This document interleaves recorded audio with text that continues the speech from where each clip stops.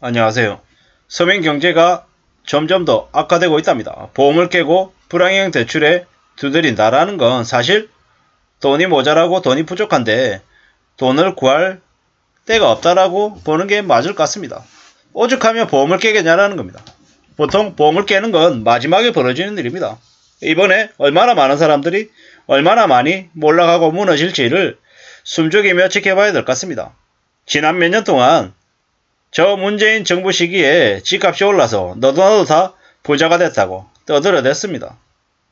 뭐 자기 돈도 아니고 빌린 돈으로 집을 사고 분양받아가지고 매도 골랐다 그러고 또 집 사서 시세짜리 보고 팔면 이만큼 돈 번다고 실제로 돈 번 것도 아니고 돈 벌 거라고 계산만 해서 머릿속으로 생각해서 부자가 됐다라는 착각에 수입차 사고 명품백 사고 해외여행 다니고 비싼 레스토랑에 가서 식사하고 돈을 되게 여유롭게 썼죠.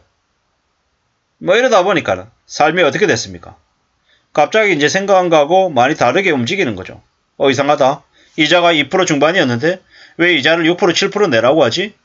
이자 비용 부담이 120만원, 140만원 밖에 안 됐었는데 갑자기 300만원 내라 그러고 또 낸다면 400이 된다 그러고 그러니까 이제 미치는 거죠. 애당초 대출을 영혼까지 끌어모아서 대출을 냈잖아요. 주담대, 마이너 대출, 범약관 대출, 뭐 다른 무슨 대출 전부 다 대출을 끌어들였단 말이죠. 그러다 보니까 이제 미치는 거죠. 감당이 안 되는 거죠. 제 주변에도 그런 사람도 있습니다. 믿기 어려운 이야기들이 많습니다. 집을 보지도 않고 산 거예요. 보통의 경우에는 집을 산다라고 하면 가서 들여다보고 집이라도 한번 둘러보고 자기가 직접 거주를 하든 전세 월세를 주든 둘러보고 사잖아요. 아예 둘러보지도 않아요. 가보지도 않고 그냥 계약서부터 썼답니다. 왜? 그 시기에 때는 무조건 집을 사면 다 돈 버니까요. 친구 만나려고 기다리다가 모델하우스 앞에서 그냥 덜컥 넣었는데 당첨이 됐대요. 뭐 그걸로 가만히 내버려 뒀는데 뭐 중도금 무료 대출하고 무이자 대출하고 잔금 낼 때쯤 되니까 뭐 전세가가 분양받은 가격보다 훨씬 더 높아져서 전세입자 드리니까 그냥 내 돈 하나도 안 드리고 집을 갖게 됐더랍니다. 그리고도 몇 억을 챙겼다라고 얘기하니까 아 이게 돈 버는 길이구나. 이게 이렇게 쉬운 일이 있나? 내가 직장생활하면서 구질구질하게 200, 300 벌었는데 그냥 아파트 하나 샀더니 3억, 5억이 그냥 벌리네. 10년치 벌 돈을 이걸로 한 방에 벌 수 있는 거네. 그래 여기가 길이구나. 그래 부동산에 올인. 이렇게 해가지고 무리하게 연끌해가지고 다 걸려든 거죠. 건설업계가 유튜버들이 전문가라고 하는 놈들이 왜 그렇게 사람들에게 집을 사라고 떠들어댔겠습니까? 돈 받아야 되니까요. 자기들 부자 되려고 많이 사기를 쳐왔던 거죠. 이제는요 금리도 미친듯이 오르고 물가도 물가대로 오르고 경제가 점점 더 안 좋아지죠. 이자가 높아져서 이자 부담 때문에 실질 소득, 가처분 소득이 줄었죠. 경제 취약 계층들은요. 보험 해약하고 뭐 말도 안 되는 이제 대출도 이제 받으려고 하고 뭐 사금융에라도 갔는데 거절당하는 거죠. 신용도가 안 좋다고. 상환 능력이 안 된다고. 그러다 보니까는 말도 안 되는 이상한 불법 대출에도 이제 눈이 돌아가는 거죠. 앞으로 얼마나 많은 사람들이 경제적인 충격 때문에 고통을 받을지는 가늠이 안 될 정도라는 겁니다. 이렇게 힘들고 어려울수록 삶을 지킬 각오나 마음의 준비가 필요한데 쉽지 않더라는 겁니다. 대출을 받아서 살아왔던 습관이 쉽게 바뀔 수 없다라는 겁니다. 또 나쁜 놈들이 뭐라 그러냐면 하다가 안 되면 파산하거나 개인회생 신청하면 돼. 이런 식으로 떠들어대고 있습니다. 대한민국의 법이라는 것들을 이용해서 악용하는 거죠. 쓰레기 같은 놈들이 너무도 많습니다. 악마들입니다. 악마들. 그런 놈들 때문에 대한민국이 더 지금 엉망으로 흘러가고 있습니다. 어떻게 될까요? 이러다가. 저러한 상황들을 얼마나 많은 국민들의 세금이 늘어날까요? 참 이래저래 많은 걱정들이 듭니다. 생각들이 많이 든다라는 거죠. 아무도 대신해주지 않는다라는 겁니다.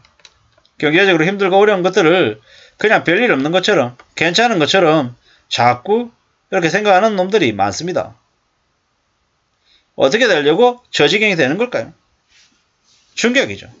충격이고 참 놀라운 일들이 된다라고 봐야 됩니다. 아무도 저 빚을 그냥 대갚아주지 않습니다.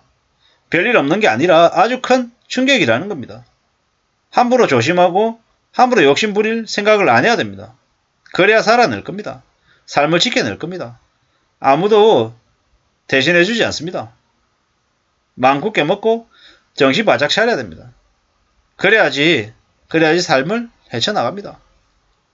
앞으로 보험까지 깨고 불황형 대출에 두드릴 정도로 상황이 안 좋은 그 저소득층들이 늘어난다라는 거죠.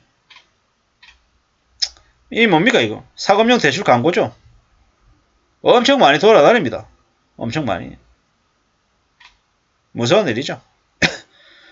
보험을 중도 해지하는 이들이 는다. 그만큼 상황이 안 좋다라는 거죠. 연끌족들이 작년 8월 이후 9번이나 인상된 기준금리 때문에 이자 부담이 늘었답니다. 지난달 기준금리가 3.25, 1년 만에 2.75%가 올랐죠. 가계이자 부담이 38조랍니다. 차주 1인당 평균 연이자 부담 증가액이 180만원이요. 그러면 월에 15만 이상이죠. 이렇게만 보면 얼마 안 되겠네라 하지만 빚을 낸 사람, 빚을 안 낸 사람의 평균이 있기 때문이죠. 우스갯소리로 한 직장에 오래 다니려면 빚을 내라는 우스갯소리도 있답니다. 월급 들어오면 빠져나가는 이자 생각하면 한숨밖에 안 나온답니다.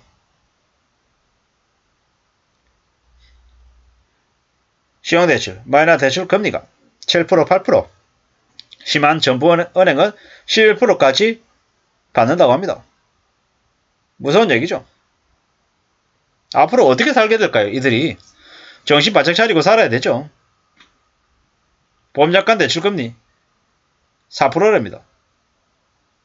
오피스를 기준으로 안하고 가입된 보험의 공시이율에 가상금리 1.5에서 2%를 더하다 보니까 상대적으로 낮다라고 합니다.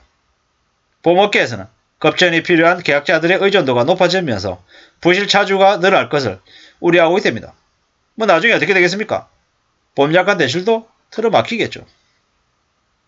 점점 더 상황이 안 좋아진다라고 봐야 되겠습니다. 앞으로 얼마나 많은 사람들이 궁지로 내몰릴지는 이 보험 깨고 약관 대출 더 받으려고 하고 하는 이런 모습으로 충분히 추정이 된다라고 봐야 되겠습니다. 함부로 빚을 낼 생각을 하지 말아야겠습니다. 우리가 가지고 있는 돈, 단돈 100만원, 200만원, 300만원이 몇천만원, 몇억으로 불어날 수도 있는 게 지금 경제 위기 때 벌어진 일임을 명심도 명심해야 될 것 같습니다. 아무쪼록 저나 여러분들의 삶이 안전해지기를 바랄 뿐입니다. 감사합니다.